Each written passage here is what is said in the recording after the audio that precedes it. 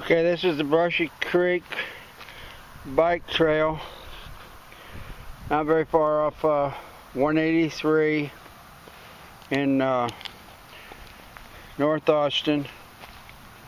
Look it up, it's on the internet. I'm still not seeing, it's been a few weeks since I was out here. I'm still not seeing any caterpillar damage to any of this milkweed. Starting to get some seed pods on here. I'll be doing a little harvesting here in a few weeks. I don't mean a few weeks, it won't be that long before those seed pods are ready. I'm still not seeing any cats, so this milkweed, which is on the I-35 corridor, demonstrates, you know, people that's been in this a while know that if the monarchs need it, they'll find it. If they don't need it, of course they don't need it. So, you know, they're not going to find it and not going to use it. So this is a demonstration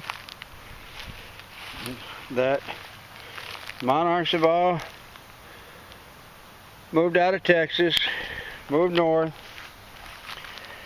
And this is what I'm trying to get across to those people that want to spend a lot of money out in the middle of nowhere doing restorations. It's not the way to go. Where you want to do your restorations is where there's a supplemental water source. Look at this beauty. Look how nice this is. A supplemental water source such as at people's private residences, schools, maybe some parks, but we need to grow milkweeds in places where there's a supplemental water source, so that if we do have another major drought in the future, and all this milkweed that I'm observing now that's come back since the drought, we started coming back in a little bit in 13 and then 14 and really coming back in 15. If we have another drought, we want to have the milkweed that we're planting, that we're using our time and money planting, we want it to be planted where there's a supplemental water source so we can feed the larvae and at least maintain some kind of a remnant, like we did this time, like we did when the numbers dropped all the way down to 35 million. We maintained enough milkweed in the landscape. And I know it wasn't because of what we had planted in the yards. I mean, there was still milkweed surviving in the landscape. And it fed those few caterpillars that turned in, of course, to the monarchs that went to Mexico. And Texas, of course, is the pivotal state because this is where the pre-migration generation, this is where some of the last butterflies' eggs are laid here, and then of course they become the butterflies that head towards the mountains of Mexico, 700 miles south of here. Maybe another generation for a lot of these butterflies in Mexico on the tropical milkweed in Mexico. So, you know,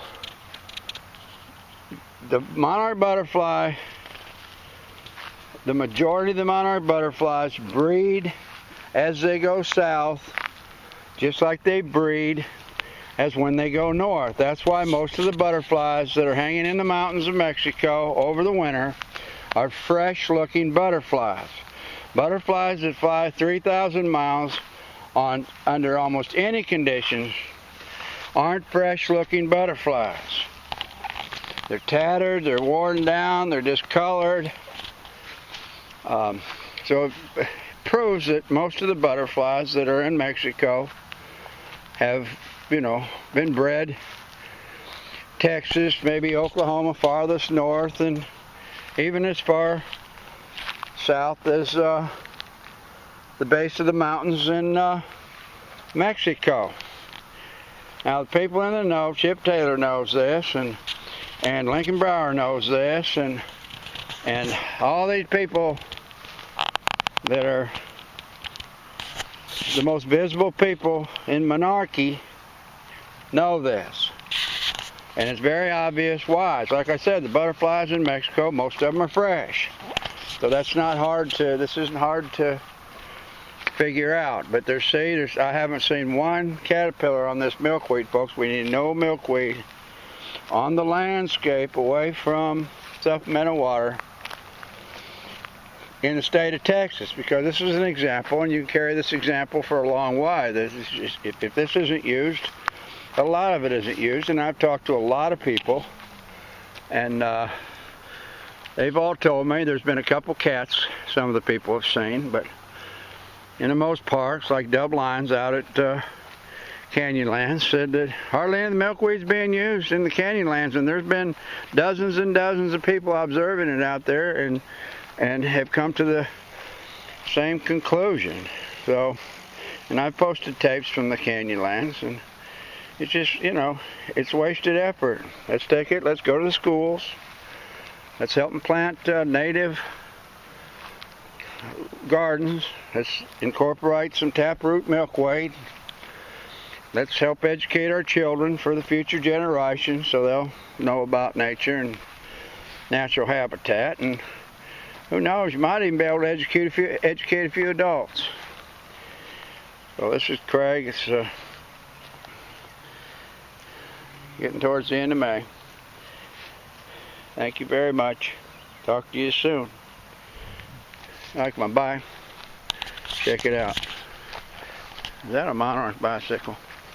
I mean, come on, folks. That's my SUV. Right there, that's my SUV. It's called McDonald's hamburger powered.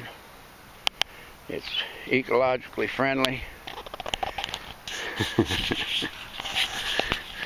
Thank you very much, folks.